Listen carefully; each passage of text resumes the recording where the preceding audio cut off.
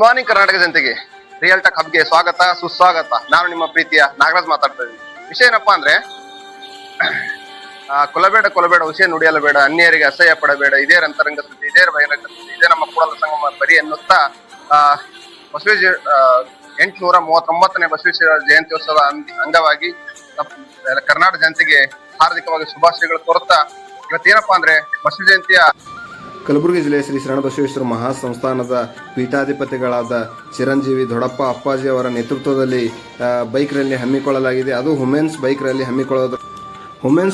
ಹಮ್ಮಿಕೊಳ್ಳುವ ಉದ್ದೇಶ ಏನಪ್ಪ ಅಂದ್ರೆ ಮಹಿಳೆಯರ ಸಬಲೀಕರಣ, ಒಗ್ಗೂಡಬೇಕು, ಚೆನ್ನಾಗಿರಬೇಕು ಅನ್ನೋ ಉದ್ದೇಶದಿಂದ ಇದರ ಉದ್ಘಾಟಕರಾಗಿ ಡಾಕ್ಟರ್ ದಾಕ್ಷಾಯಣಿ ಅವ್ವಾಜಿ ಅವರು ಉದ್ಘಾಟಕರಾಗಿದ್ದಾರೆ.